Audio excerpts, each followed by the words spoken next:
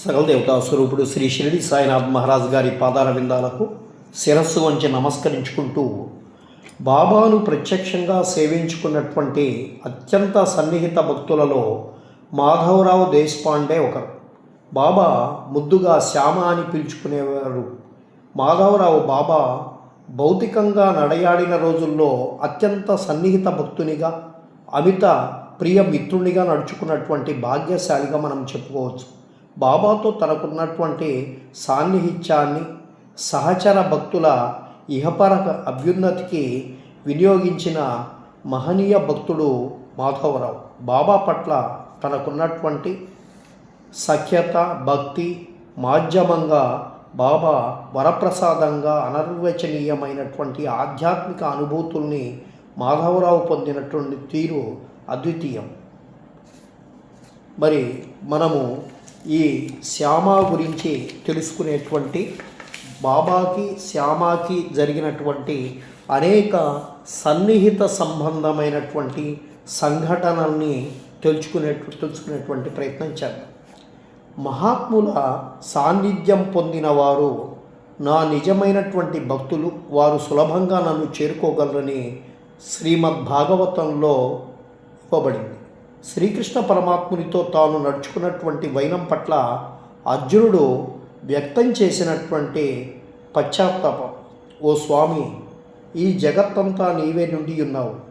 పాలసంద్రంలో అలల పాలనతోనే నిండి ఉన్నావు. ఈ జగత్తులోని అణువణువు నీ చైతన్యంతోనే నిండి ఉంది. ఆ యథార్థం నాకు ఇప్పటికీ బోధపడలేదు. నీవు అంతటా నిండి ఉన్న స్వామివి అయినప్పటికీ నిన్ను కేవలం ఒక చుట్టంగా భావించి నీతో నడుచుకున్నాను. చింతామణి చేతికి లభిస్తే విసిరి పారవేసినట్టు నీ సాన్నిహిత్యం లభిస్తే దుర్వినియోగం చేసుకున్నాను. యోగులు ఏ మోక్ష సుఖం కోసమై ధ్యానిస్తారో అది నీవేనని తెలుసుకొనలేకపోయాను. నిన్ను నిందించాను, తగవులాడాను, తిరస్కారంగా మాట్లాడాను, కుస్తీలు పట్టాను, మీదకు ఎక్కాను. కేవలం నిన్ను ఒక యాదవ కులస్తునిగా భావించి గర్వంతో అహంకారంతో ప్రవర్తించాను, దుర్భాషలాడాను. ఓ సారంగపాణి, నీ మనస్సుకు తోచినట్లు నీతో నడుచుకున్నాను. ముల్లోకాలలో నీ వంటి భగవంతుడు లభించడు. నీ మహిమ అలౌకికమైనది అయినప్పటికీ నాతో స్నేహం చేశావు. విశ్వరూప దర్శనం కావాలని మొండికేస్తే ప్రేమతో ఆ కోరికను కూడా నెరవేర్చావు. కానీ నేను నీతో ఒక స్నేహితునిగా మాత్రమే నడుచుకున్నాను. మన్నించరా అని అపరాధం చేశానని చెప్పి అర్జునుడు శ్రీకృష్ణుడితో చెప్తాడు. 1930వ సంవత్సరంలో షిరిడిలోని దీక్షిత్వాడలో శ్రీ కాకా మహాజని, శ్రీ రామచంద్ర ఆత్మారాం తర్కట్, శ్రీ బివి దేవ్ వంటి భక్తులు కూర్చొని ఉంటారు. వారితో పాటుగా శ్రీ మాధవరావు దేశపాండే కూడా అక్కడ ఉపస్థితమై ఉన్నారు. యథాప్రకారంగా మాధవరావు వారందరికీ బాబా లీలల్ని వర్ణిస్తున్నారు. అలా వర్ణిస్తూ ఉన్నట్టుండి ఒక్కసారిగా పెద్ద పెట్టున రోధిస్తూ బాబా దేహధారి అయి ఉన్న రోజులలో ఆయనతో తాను నడుచుకున్నటువంటి తీరు పట్ల వ్యక్తం చేసినటువంటి తీవ్ర పశ్చాత్తాపం.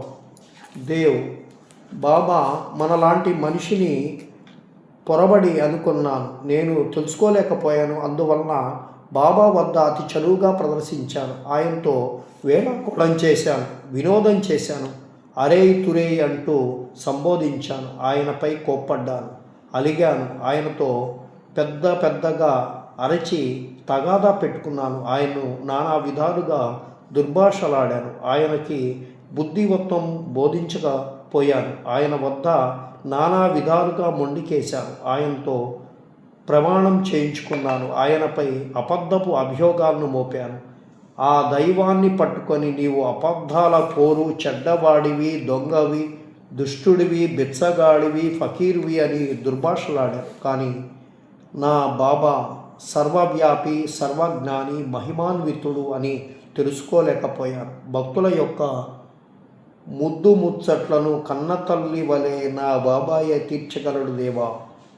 నిన్ను తెలుసుకోలేక నేను అనంతమైన అపరాధాన్ని చేశాను. కానీ జరిగిపోయిన విషయాన్ని నేను చేసే ఉపచారం ఏమంటుంది? శ్రీ బాపు సాహెబ్ బూటి సాయి సమాధి మందిర నిర్మాత మొట్టమొదటిసారిగా శ్రీ బాపు సాహెబ్ దుమాల్ నాసిక్కు చెందినటువంటి ప్రఖ్యాత న్యాయవాదితో కలిసి షిరిడి వస్తారు. మసీదులో బాబా దర్శనం చేసుకున్న తర్వాత బాబా వారిని వెళ్ళి చావడిలో కూర్చోమని ఆజ్ఞాపిస్తారు. వారు ఆ ప్రకారమే వెళ్ళి చావడిలో కూర్చున్నప్పుడు మాధవరావు వచ్చి వారిని కలుస్తారు.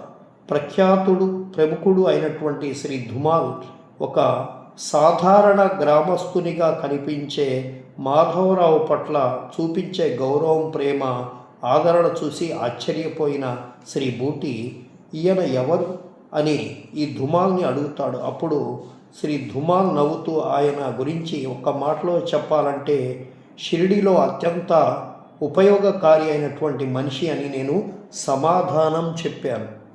పై రెండు సంఘటనలు బాహ్యం నుండి పరిశీలించినట్లయితే వేరువేరుగా ఏమాత్రం